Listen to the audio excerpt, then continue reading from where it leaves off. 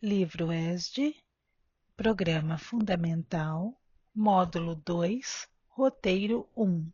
O contexto histórico do século XIX na Europa. 1. Objetivos específicos. Analisar o contexto histórico do século XIX na Europa. Refletir sobre a importância do contexto histórico para o surgimento da doutrina espírita. 2. Conteúdo básico. O século XIX desenrolava uma torrente de claridades na face do mundo, encaminhando todos os países para reformas úteis e preciosas.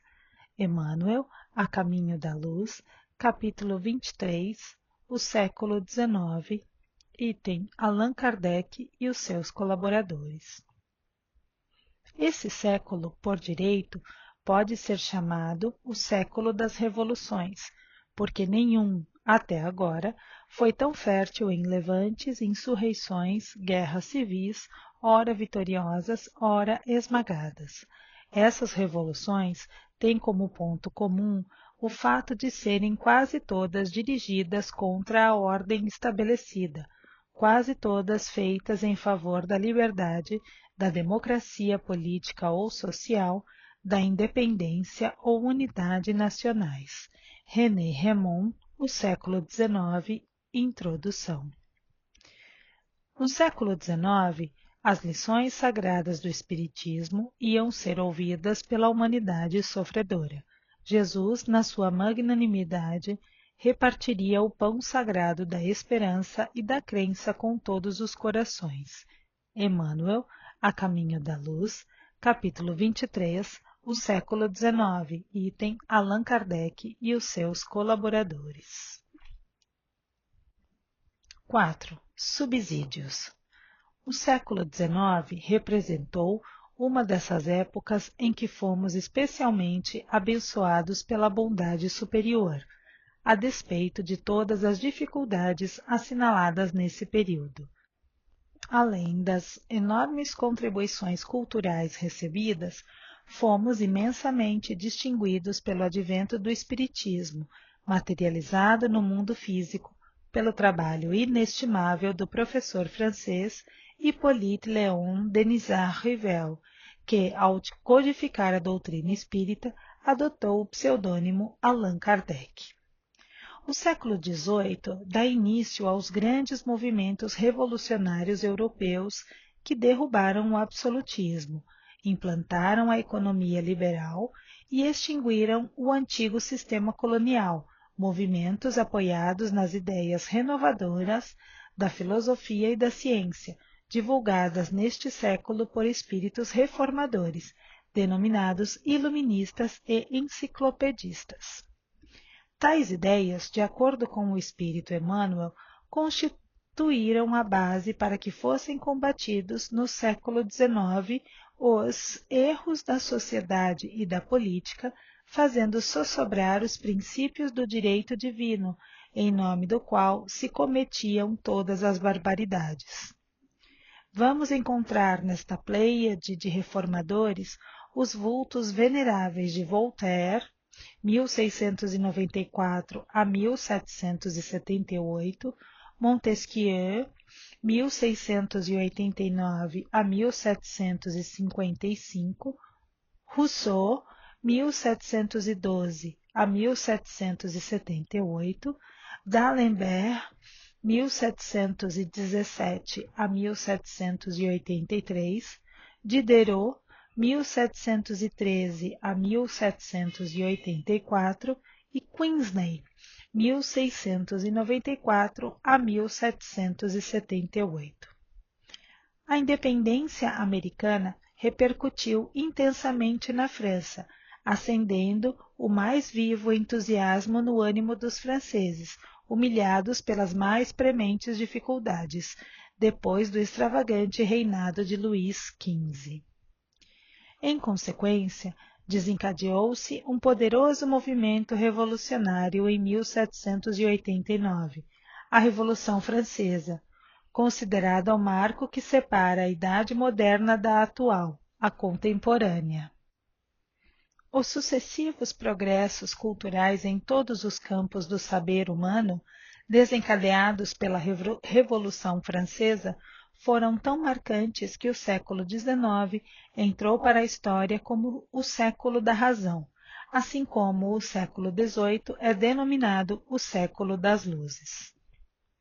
4.1 O contexto histórico europeu do século XIX. A Revolução Francesa e as suas consequências. No apagar das luzes do século XVIII, a França, uma monarquia governada por Luís XVI, é ainda um país agrário, com industrialização incipiente. A sociedade francesa está constituída de 3 grupos sociais básicos: o clero, a nobreza e a burguesia. O clero, cognominado de primeiro estado, representava 2% da população total e era isento de impostos.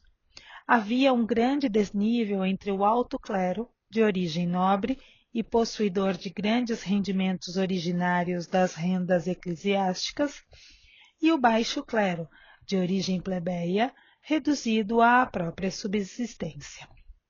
A nobreza, conhecida como segundo estado, fazia parte dos 2,5% de uma população de 23 milhões de habitantes. Não pagava impostos e tinha acesso aos cargos públicos. Cerca de 95% da população, que incluía desde ricos comerciantes até camponeses, formavam o terceiro estado, que englobava a burguesia, fabricantes, banqueiros, comerciantes, advogados, médicos, os artesãos, o proletariado industrial e os camponeses. Os burgueses tinham poder econômico, no entanto, igualados ao povo, não tinham direito de participação política nem de ascensão social.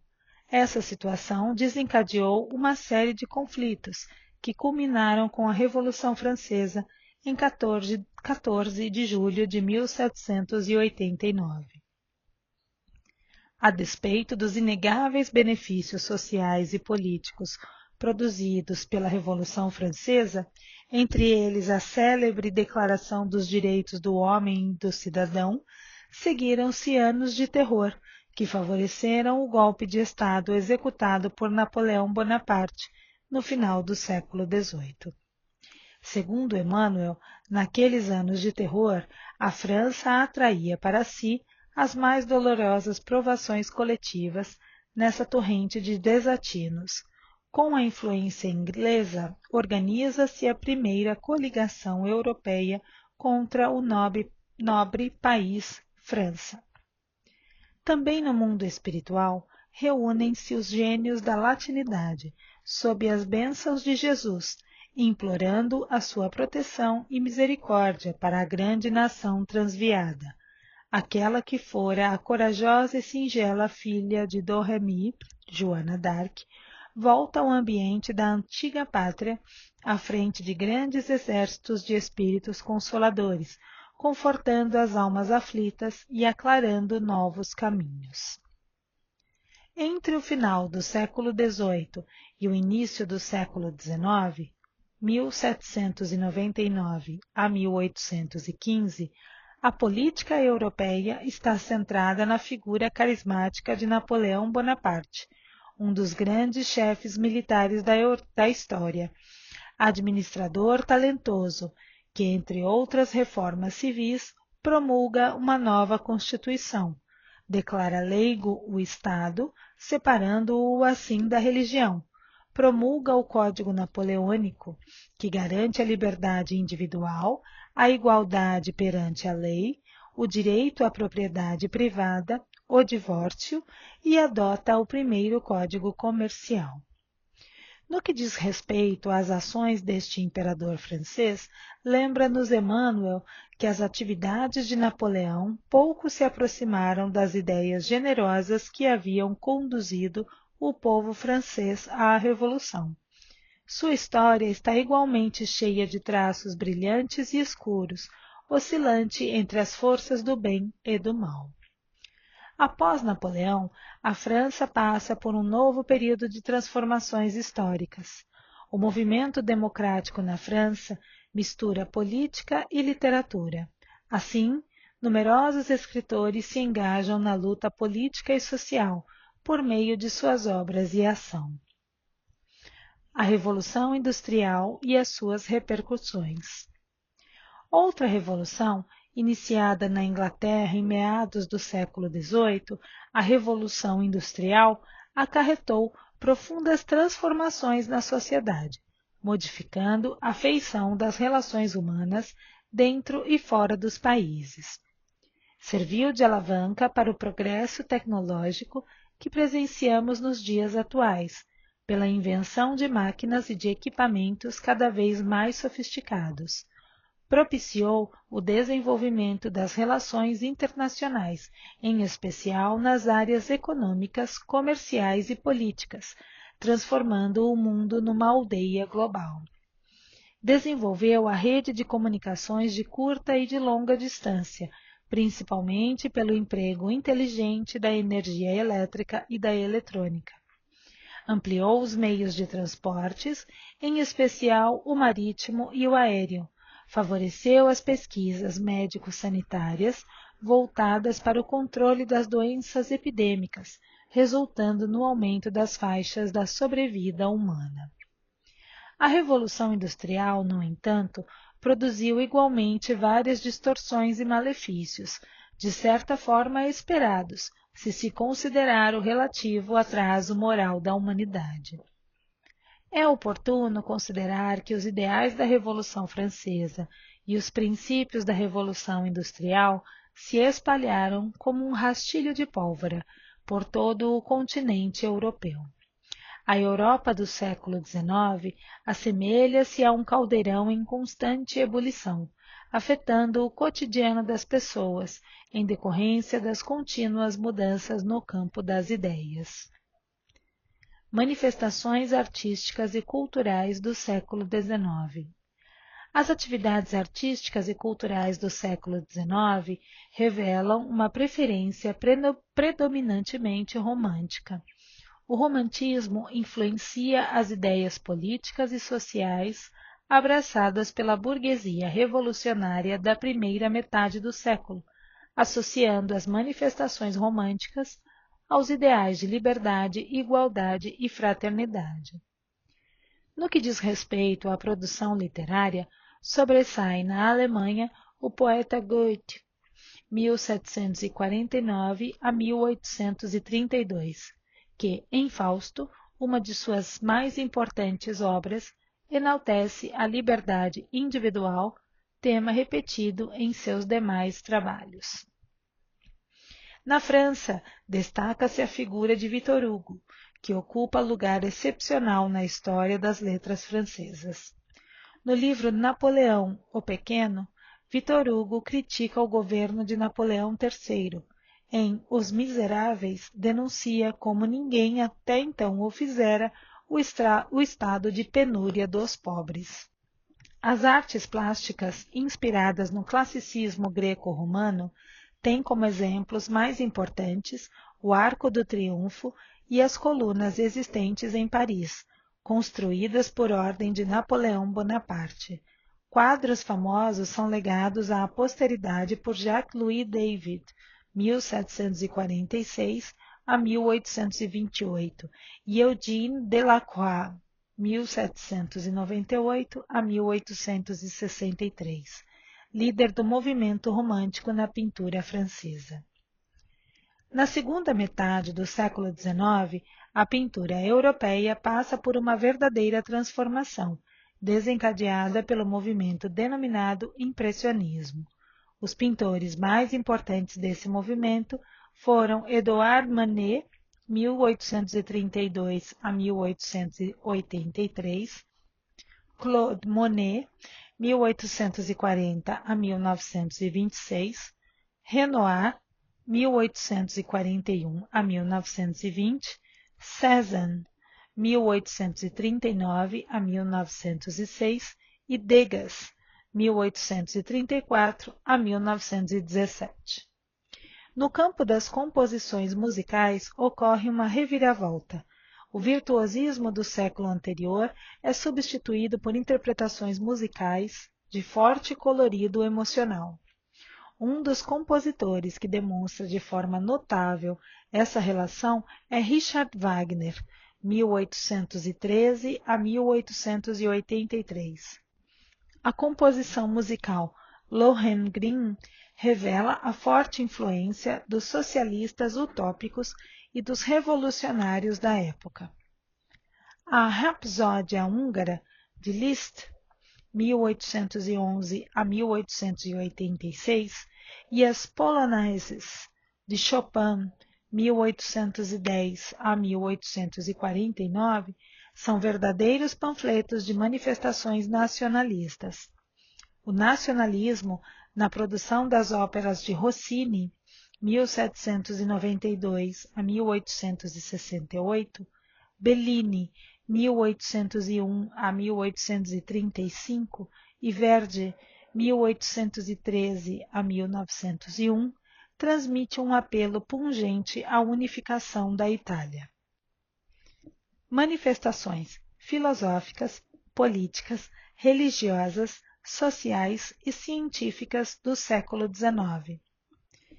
Para Emmanuel, o campo da filosofia não escapou a essa torrente renovadora. Aliando-se às ciências físicas, não toleraram as ciências da alma o ascendente dos dogmas absurdos da Igreja. A filosofia recolheu-se então no seu negativismo transcendente, aplicando às suas manifestações os mesmos princípios da ciência racional e materialista. Schopenhauer, 1788 a 1860, é uma demonstração eloquente do seu pessimismo, e as teorias de Spencer, 1820 a 1903, e de Comte, 1798 a 1857, esclarecem as nossas assertivas. De acordo com o positivismo de Auguste Comte, a humanidade ultrapassou o estado teológico e o estado metafísico ao penetrar o estado positivo, caracterizado pelo sucesso dos conhecimentos positivos, fundados numa certeza racional e científica. Em relação às ideias anarquistas e às ideologias socialistas da sociedade da época, essas concepções ainda repercutem nos dias atuais. A concepção moderna de anarquismo nasce com a Revolução Industrial e com a Revolução Francesa.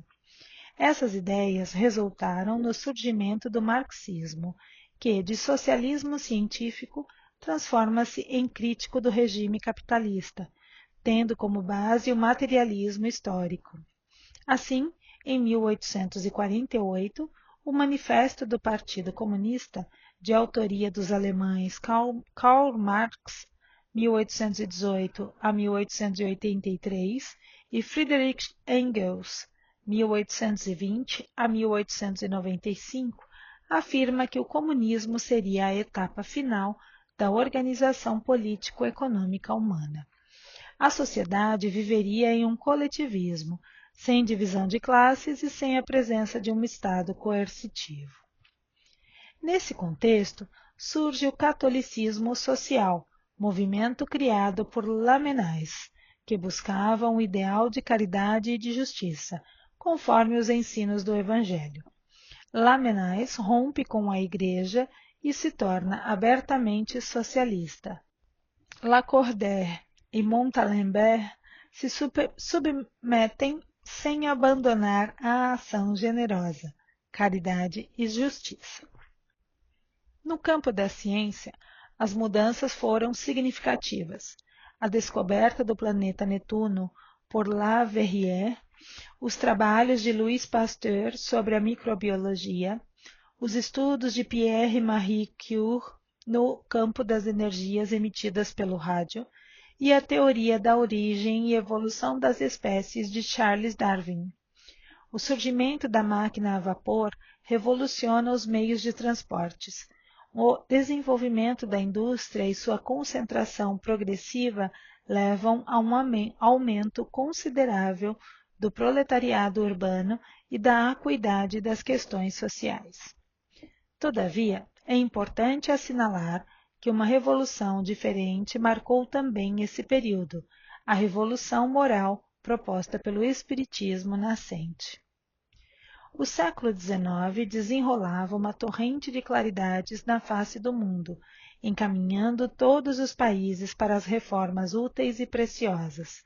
As lições sagradas do Espiritismo iam ser ouvidas pela humanidade sofredora. Jesus, na sua magnanimidade, repartiria o pão sagrado da esperança e da crença com todos os corações. Allan Kardec, todavia, na sua missão de esclarecimento e consolação, fazia-se acompanhar de uma pleiade de companheiros e colaboradores, cuja ação regeneradora não se manifestaria tão somente nos problemas de ordem doutrinária, mas em todos os departamentos da atividade intelectual do século XIX.